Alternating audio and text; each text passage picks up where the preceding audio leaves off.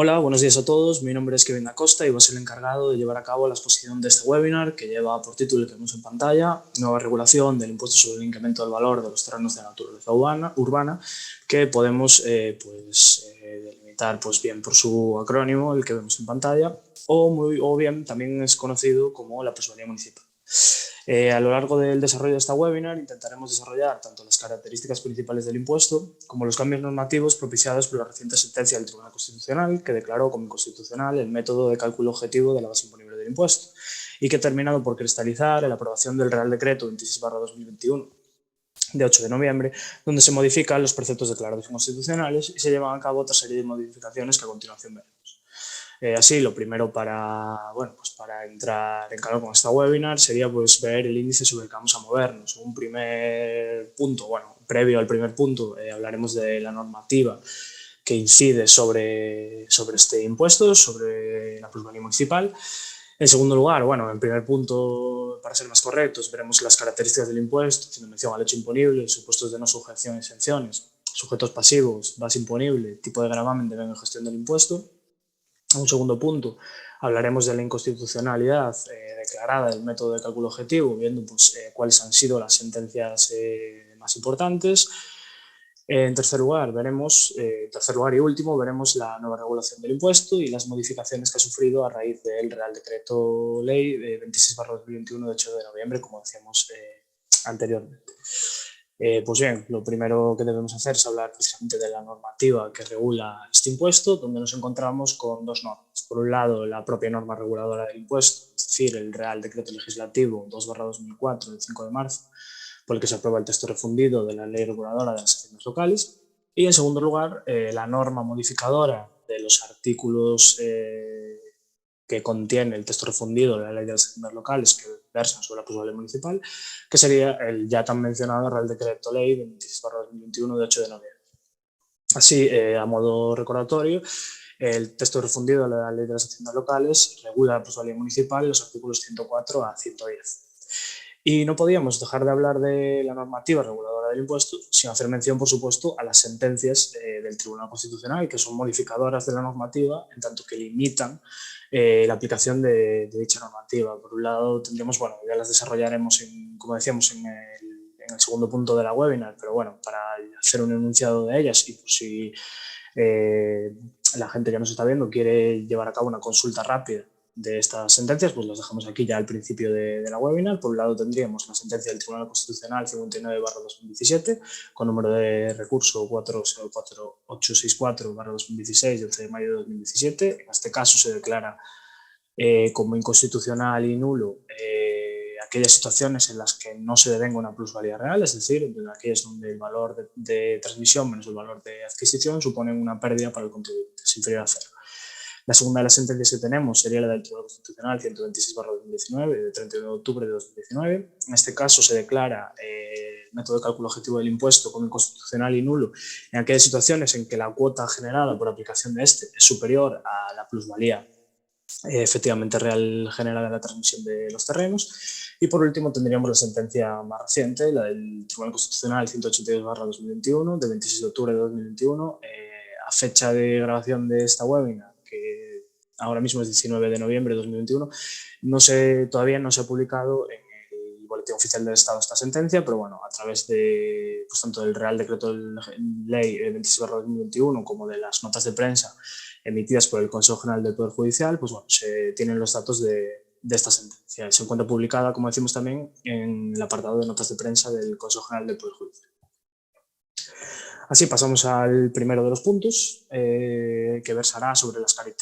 características del impuesto y, por supuesto, no podemos abordar lo que sería un análisis de las modificaciones del impuesto sin hablar específicamente de cuáles son las características que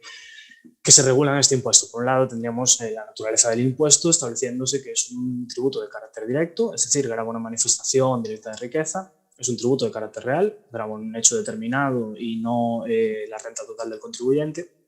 Es un tributo de carácter objetivo, pues no tiene en cuenta las condiciones personales y familiares del contribuyente y, por último, se determina como un tributo de carácter proporcional, en tanto se determina un porcentaje fijo de aplicación. Sobre esta última cuestión, respecto del porcentaje fijo de aplicación,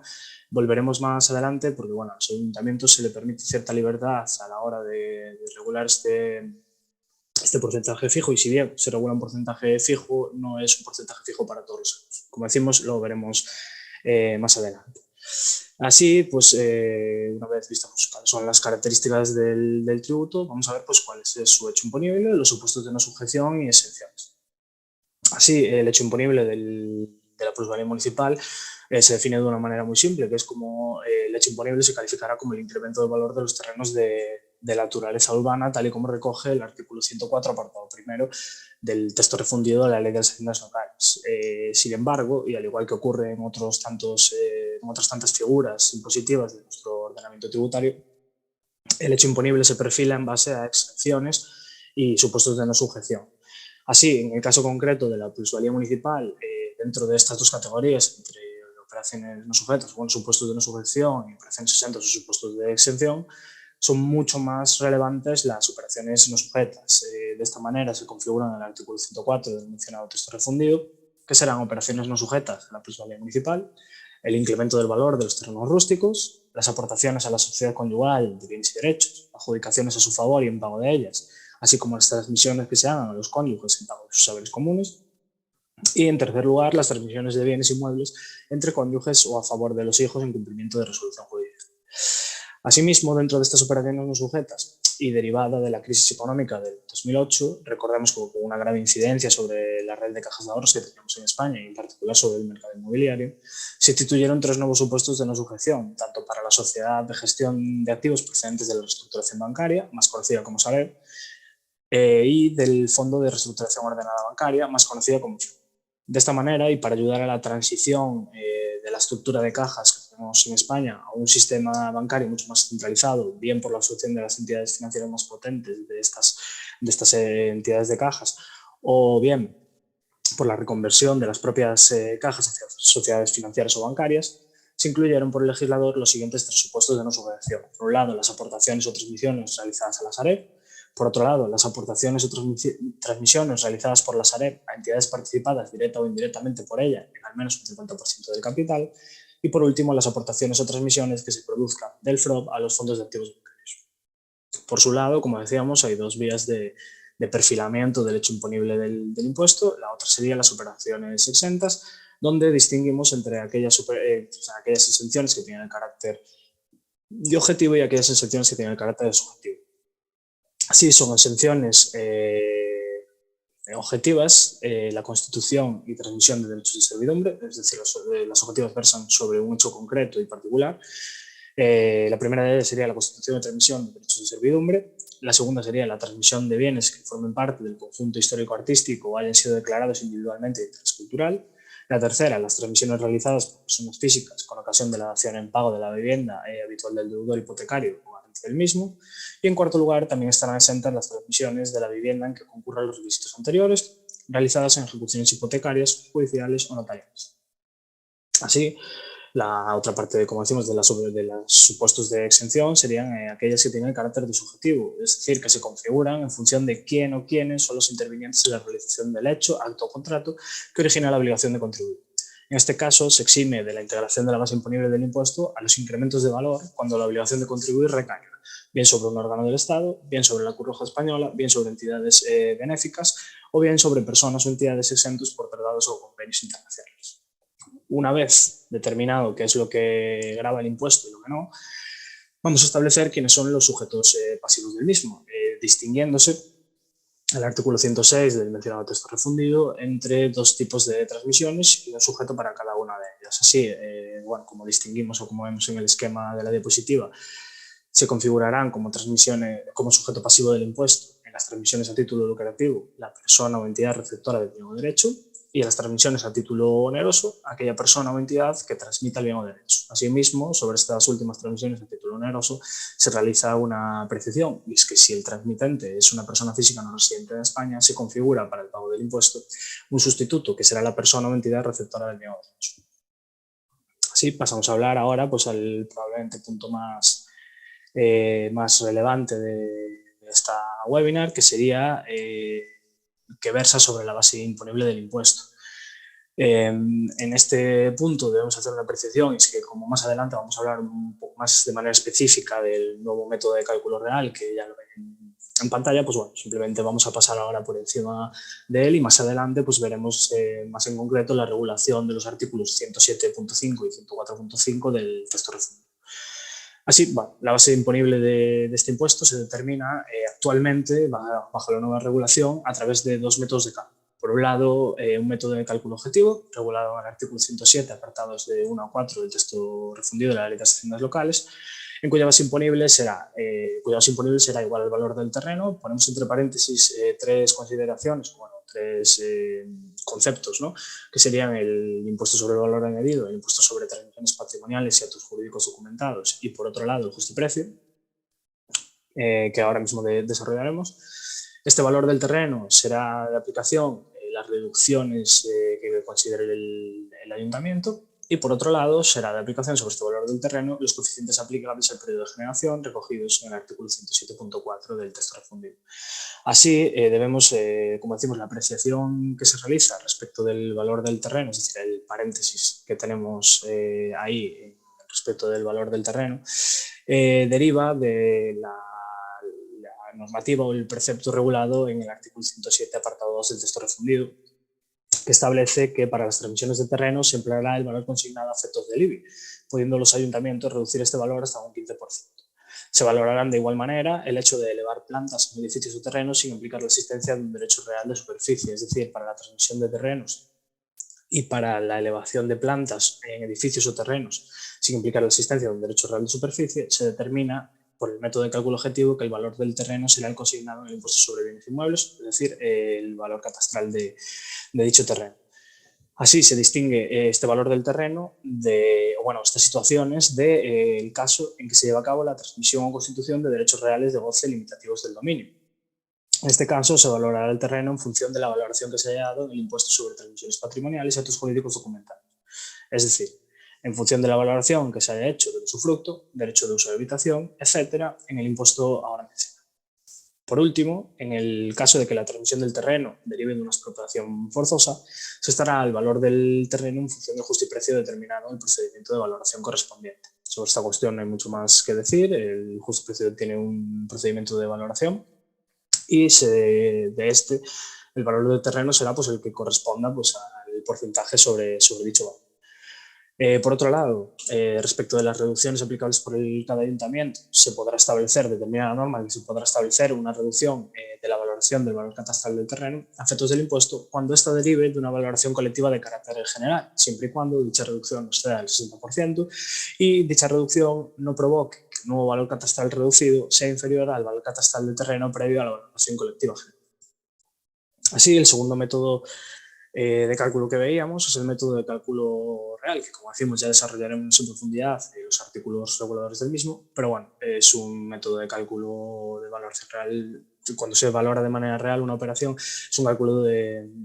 de cálculo muy sencillo, es decir, la base imponible se configura como el valor de transmisión menos el valor de adquisición. A estos efectos, debemos remarcar que en ambos casos, tanto el valor de transmisión como el valor de adquisición, y esto sí hace referencia expresa en la normativa, el valor que se consigne por transmisión o adquisición será consignado en el título de compra o venta, dependiendo de la operación, si es transmisión o adquisición, o el valor comprobado por la administración en la liquidación correspondiente o el procedimiento de comprobación de valores correspondiente. Así, recordamos que en el método de cálculo objetivo hay una serie de coeficientes aplicados al periodo de generación, que son los que tienen ahora en pantalla, donde la principal novedad, de nuevo, ya lo desarrollaremos más adelante, pero bueno, nos parece que es muy relevante decirlo aquí, ya que se está mostrando la tabla en pantalla, es específicamente el coeficiente que se aplica en el periodo de generación cuando esté inferior a un año. Es decir, con anterioridad a la modificación del Real Decreto Ley 26/2021 no existía dicho coeficiente, sino que la valoración o el coeficiente máximo establecido en la tabla variaba del primero al quinto año en el primer grupo de años, cómputo de periodo de generación, mientras que ahora mismo se encuentra regulado la plusvalía generada en periodos de generación inferiores al año por un coeficiente de 0,14. Así en pantalla vemos los coeficientes del año 0 o el inferior a un año a los 9 años, y en esta segunda diapositiva vemos del 10º año a los 20 años o superiores, porque recordemos que el periodo de generación máximo que grava este impuesto varía de 1 a 20 años, bueno, en este caso de 0 a 20 años. Así pasamos ahora a hablar del tipo de gravamen de vengo de gestión del impuesto, ya que disponemos de una magnitud en función de la base imponible o de los métodos de cálculo anteriormente recogidos. Podremos ahora determinar cuál es la deuda tributaria prosiguiendo con la liquidación del impuesto. Así, la plusvalía municipal sigue el esquema de liquidación clásico de cualquier otra figura en nuestro sistema impositivo, es decir, a la base imponible le será de aplicación un tipo de gravamen, en este caso fijado en el artículo 108 del texto refundido, que será como máximo de un 30%, debiendo fijar el ayuntamiento el tipo correspondiente a través de ordenanza fiscal. Y del mismo modo se establece la posibilidad, si recordamos, como decíamos antes, decíamos que la plusvalía municipal era un tributo de carácter proporcional porque establecía un tipo impositivo fijo. Sin embargo, como decíamos, se debía hacer una apreciación de que el ayuntamiento tiene la posibilidad no solo de fijar un tipo fijo de gravamen a toda la base imponible, sino gravar la base imponible en función de los años de generación, pudiendo establecer diferentes tipos impositivos, siempre debiendo establecer como límite, es decir, estableciendo una tarifa, pero siempre estableciendo como límite el máximo del 30%. Así, a la aplicación de la base imponible, el tipo de gravamen dará como resultado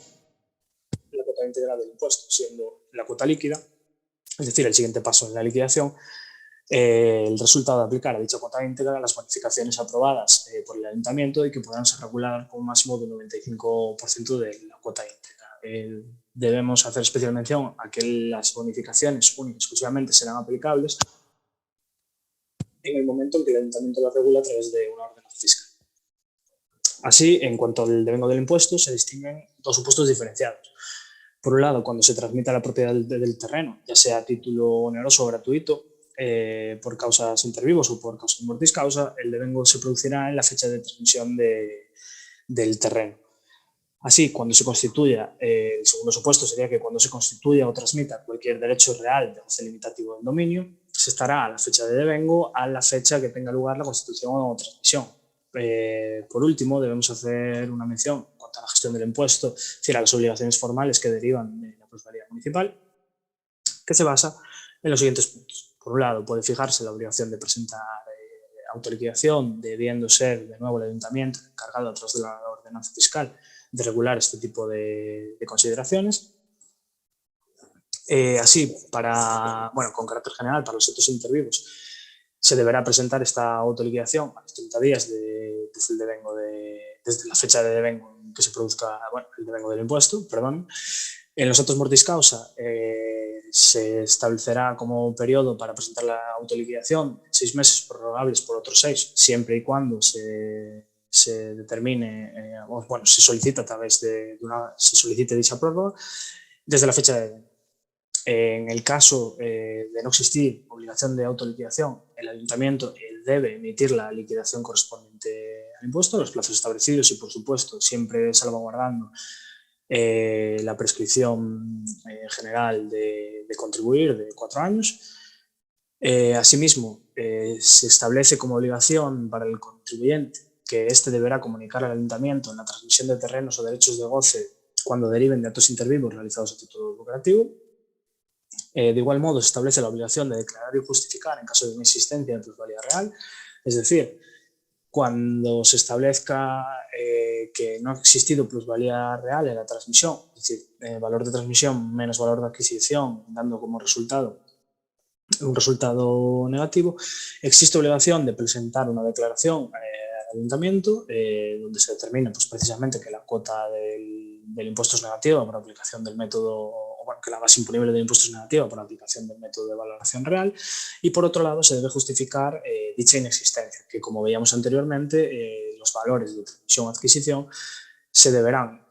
parece desprenderse de la nueva regulación del impuesto que se establecerá como bueno, pues justificación preferente, sin que esto evidentemente pueda ser limitativa ni única, los títulos tanto de compra como de venta del terreno o el valor comprobado por la propia administración. Como decimos, esto no es una cuestión limitativa. En derecho tributario, siempre que se determine que puede llevarse a cabo la justificación de algún tipo de valor, se determinará conforme al artículo 106 de la Ley General Tributaria y se deberán de aplicación, salvo que las normas reguladoras del precepto determinen otra cuestión, cualquier justificación o medio válido en derecho para llevar a cabo dicha justificación. Por último, se establece respecto a la comprobación de valores que los ayuntamientos pueden comprobar los valores de declaraciones y autoliquidaciones acogidas al método de cálculo real y única y expresamente respecto de dichos valores y de su cotejo como valores reales, efectivamente consignados, es decir, que la valoración que se realiza de ese terreno a través del método de cálculo real coincida con la realidad de dichas operaciones. Nunca podrán entrar a valorar dichos ayuntamientos o bueno, llevar a cabo modificaciones normativas respecto de pues, determinadas de los valores consignados y otro tipo de cuestiones. Pasamos a hablar ahora de la declaración inconstitucional del método de cálculo objetivo del impuesto, que como veíamos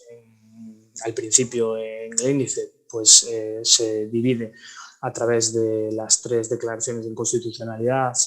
las 3 sentencias emitidas por el Tribunal Constitucional. La primera de ellas, la declaración de inconstitucionalidad al determinar una cuota positiva del impuesto cuando no existía plusvalía real. Como vemos en pantalla, valor de transmisión menos valor de adquisición inferior a 0. En este caso, la encargada de declarar esta inconstitucionalidad es la sentencia del Tribunal Constitucional, cuestión de inconstitucionalidad 4864/2016 de 11 de mayo de 2017. Y en este caso, en esta sentencia se produce una de las situaciones pues, anómalas que veíamos, bueno, que han derivado en la declaración de inconstitucionalidad de este impuesto, ¿no? En este caso, una entidad dedicada a la promoción inmobiliaria y que lleva a cabo la venta de unos terrenos adquiridos en el año 2003, se le gira liquidación por parte del ayuntamiento de los terrenos donde se encontraban radicados, dando como resultado una cuota positiva del impuesto cuando el valor de los terrenos que se habían vendido con posterioridad al año 2008, es decir, habiendo existido una bajada de la valoración de los terrenos, se determinó que no existía una plusvalía real, es decir, la venta de los terrenos produjo una minusvaloración del patrimonio de la empresa, una pérdida para la empresa, y bueno, pues llevó a la declaración de constitucionalidad del método de cálculo objetivo en este tipo de situaciones. Así, en este caso se exponen 3 posturas. Por un lado, la del recurrente, que determina que el legislador desarrolló esta normativa reguladora a sabiendas que siempre se podría obtener una cuota positiva. Por su parte, el órgano judicial proponente, haciendo una primera aproximación a la plusvalía municipal, determina que el precepto cuestionado no contempla, es decir, en este caso algunos preceptos del artículo 107 no contemplan el supuesto de una minusvaloración en la venta de inmuebles, determinando siempre un incremento del valor por el que tributar, lo que parece contravenir la doctrina del Tribunal Constitucional sobre el principio de capacidad económica como requisito de partida de toda prestación tributaria. Y por su parte, el abogado del Estado argumenta respecto del método de cálculo objetivo del impuesto que, con carácter previo al análisis de los vicios de inconstitucionalidad imputados a las normas cuestionadas, se deben realizar 2 precisiones previas. Por un lado, el artículo 107 de la Ley Reguladora de las Haciendas Locales, como reconoce el propio órgano judicial proponente, no sería inconstitucional en todo caso, sino única y exclusivamente cuando no se hubiese producido un incremento de valor ni real ni cierto. Así, planteadas un poco todas las posturas que se recogen en la sentencia del Tribunal Constitucional, determinamos, en palabras de la propia sentencia, que se debe estimar la cuestión de inconstitucionalidad número 4864/2016 y en consecuencia declarar que los artículos 107.1, 107.2 párrafo A y 110.4 y todos ellos del texto refundido de la Ley Reguladora de las Haciendas Locales son inconstitucionales o nulos, pero únicamente en la medida que someten a tributación situaciones de inexistencia de incrementos de valor. La segunda de las sentencias que veíamos en el índice, en el apartado de normativa, sería aquella que hace referencia a la cuestión de inconstitucionalidad 1020/2019 de 31 de octubre de 2019, y en esta sentencia se argumenta que cuando existe un incremento cuando existe un incremento de la transmisión y la cuota que sale a pagar es mayor al incremento realmente obtenido por el contribuyente, se estaría tributando por una renta inexistente, virtual o ficticia, produciendo un exceso de tributación contrario a los principios constitucionales de capacidad económica y no confiscatoria. Por lo tanto, se debe declarar la nulidad de este impuesto en los casos en que se deba pagar más cuota que la plusvalía efectivamente generada por el contribuyente. Así, el Constitucional también lleva a cabo una limitación de las situaciones susceptibles de ser revisadas exclusivamente a aquellas que no hayan adquirido firmeza a la fecha de su publicación. Así, de nuevo, en palabras de la sentencia,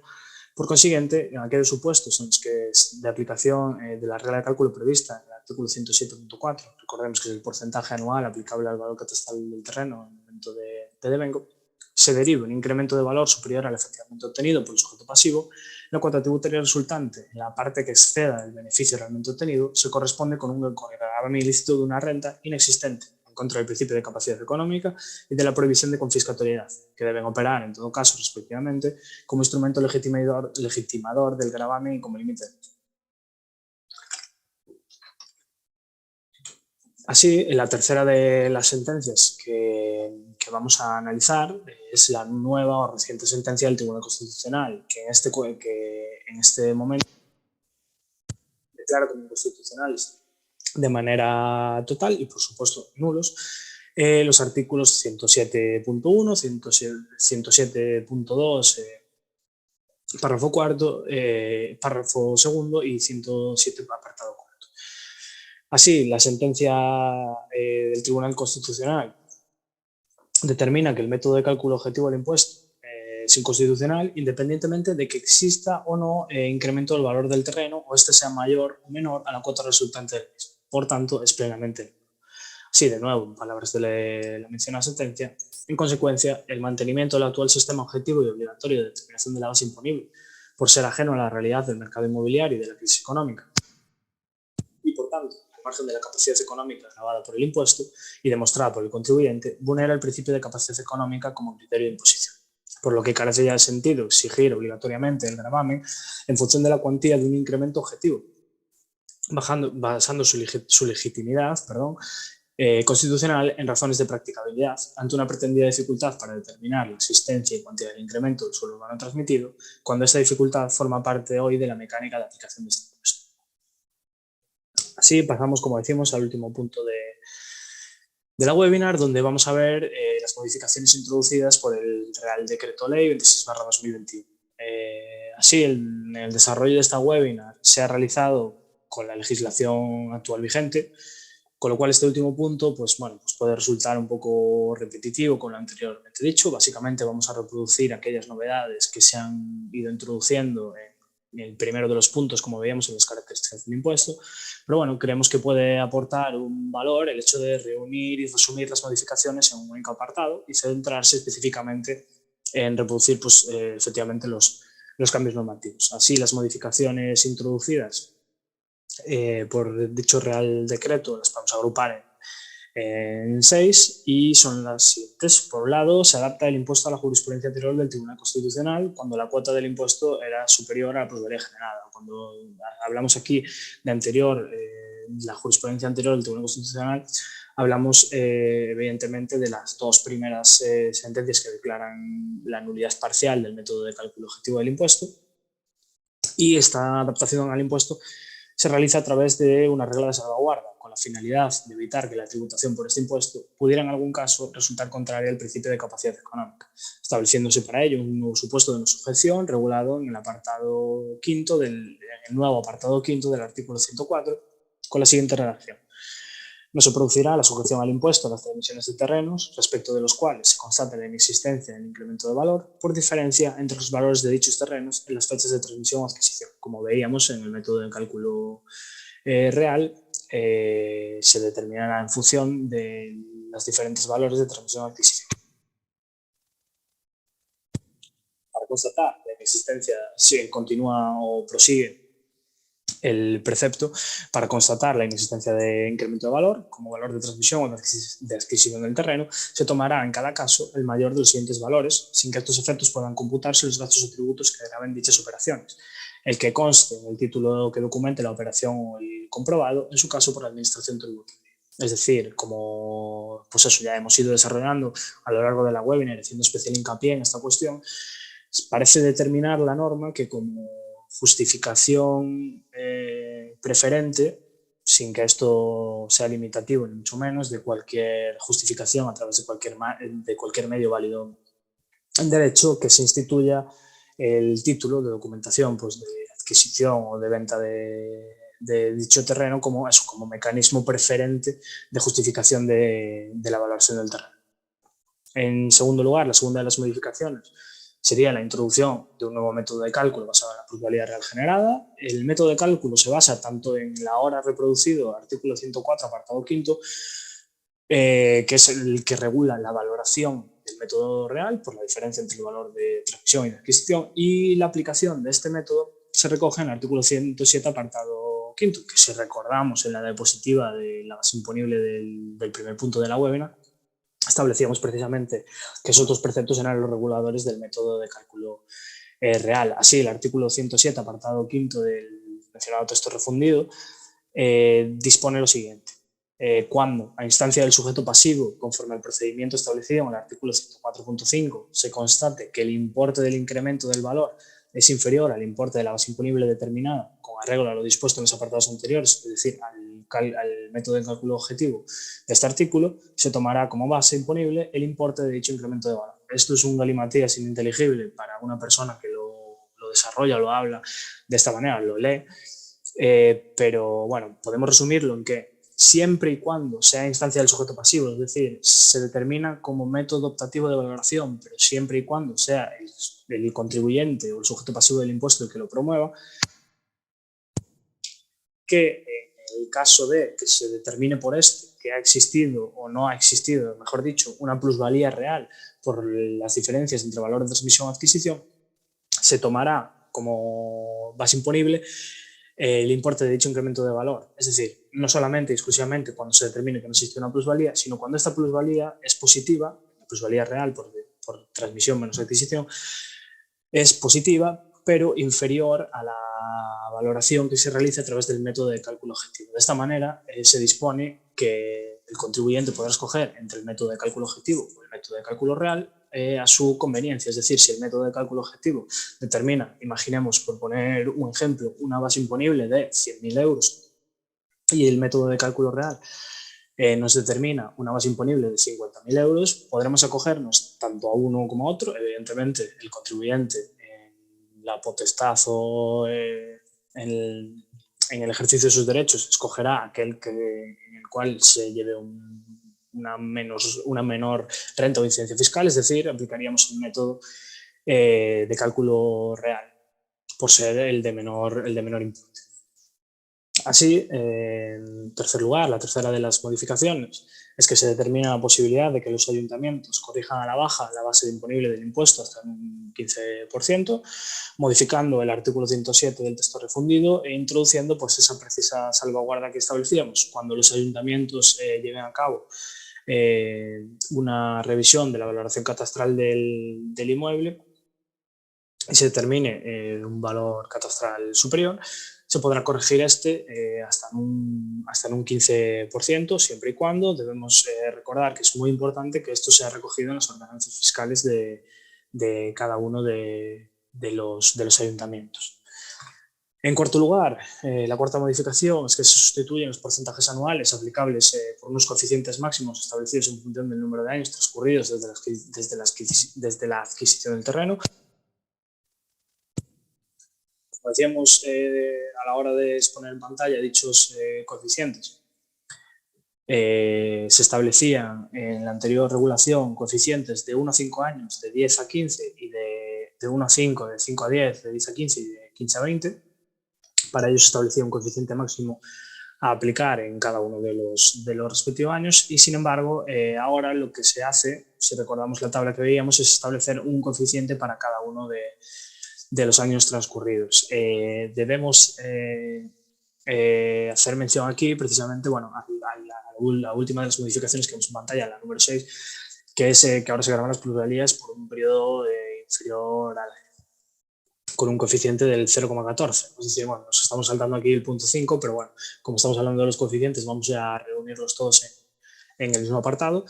Precisamente se graba eso. Anteriormente no se grababa ese primer año porque, como decíamos, el primer tramo de gravamen o el primer tramo donde se establecía dicho coeficiente es en la renta generada superior a un año y de 1 a 5, y actualmente se graba precisamente las plusvalías generadas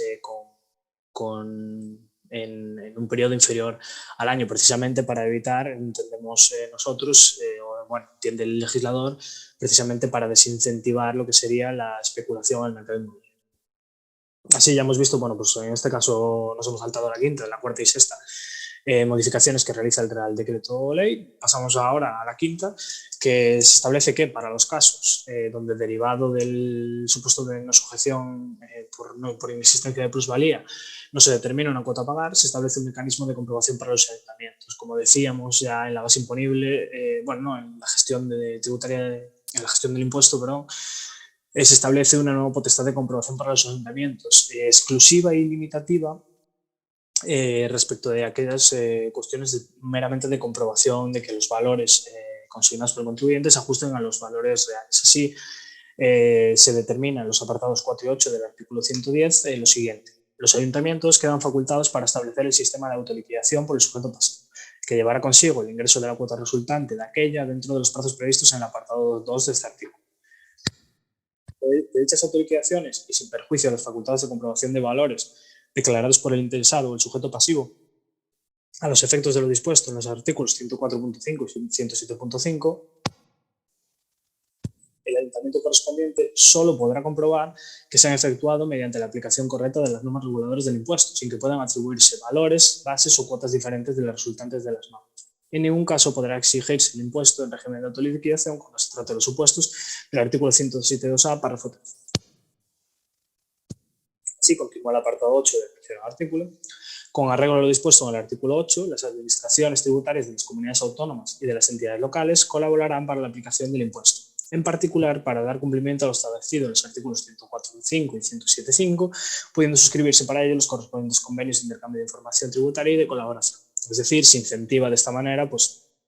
la colaboración entre los distintos estamentos o organismos en materia tributaria, precisamente para llevar a cabo dicha comprobación de los valores. Nada, como decíamos, la modificación sexta ya la hemos hablado, y por último se establece ahí, que no es una modificación, pero bueno, se establece un periodo transitorio para la adaptación de la normativa local, es decir, de las ordenanzas fiscales del ayuntamiento, de 6 meses a partir de la entrada en vigor de la norma, que se produjo el día 10 de noviembre de 2021. Así no podemos terminar la webinar sin recordar que un análisis mucho más detallado y profundo de todas estas cuestiones que hemos ido desarrollando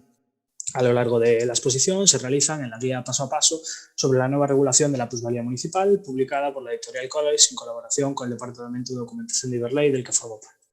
Así, muchas gracias a todos por su atención y hasta la próxima.